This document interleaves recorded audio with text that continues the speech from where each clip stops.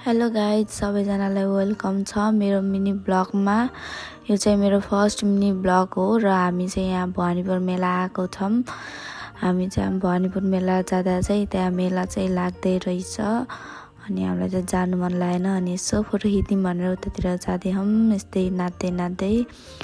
अनि हेर्नु है त हामी आज के गर्छौँ भनेर हजुर भिडियोमा हेर्दै गर्नु होला। अनि यहाँ चाहिँ हामी फोटोहरू भिडियोहरू गराउँदै बसिरहेको त्यसो झ्याउलाएर मिठाई किन्न गयौँ। हामी चाहिँ खास मिठाई किन्न भनेरै गएको है त्यो मेला चाहिँ। अनि त्यही भएर सिधै यहाँ नघुमिकन घुम्ने ठाउँ नि थिएन, हुन त थिएन केही नि आएको थिएन। त्यही नि मिठाई किन्न गयौँ। यहाँ मैले चाहिँ यहाँ भैयालाई हेलो भन्नु न भन्दै बसेछु। अनि भैयाले चाहिँ अब त्यहाँ कुरा गर्दै हुनुहुन्छ। अब चाहिँ त्यहाँबाट के हो हेलो भनेको भन्दै हुनुहुन्छ। अनि हात हल्लानु भनेको अनि हेलो गर्नुभयो। अनि त्यसपछि हामी यहाँ मिठाई सिठाई किनेर अब चिसो खाइदिउँ। यस्तो घाम लाग्थ्यो नि, लास्टै गर्मी भइरहेको थियो हामीलाई चाहिँ।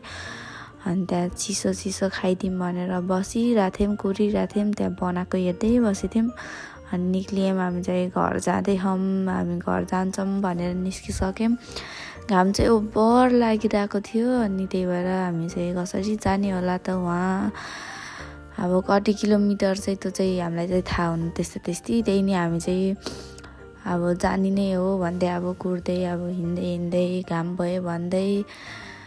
यहाँ मेरो साथीलाई चाहिँ हिँड्ने बित्तिकै यहाँ गर्मी भइसक्यो अरे। अनि जाँदैछौँ। यहाँहरूको चाहिँ रिसै रहेछ कि यो मिठाई कसले बोक्ने भनेर अनि डिस्कस चलिरहेको थियो। ओइ पाडी तँलाई कमीले लागेको मिठाई नि दिने होइन, माखा लागेको देख्यौ त हे पाइ कस्तो हुँदो रहेछ। कटेक्रो लागेको थियो दिन्छु। आएर डिपा एक झोला मिठाई। एउटा साथी चाहिँ आएको थिएन, त्यसलाई चाहिँ ओभर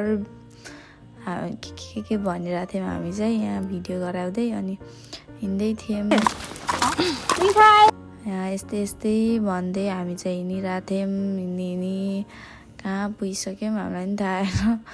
अनि त्यसपछि म चाहिँ घर पुगेँ, सिधै घरको भिडियो गराएँ, सबै घर गएँ, म पनि घर आएँ। ल कस्तो छ प्रतिक्रिया दिनु होला, के बिग्रियो भनिदिनु होला। By by.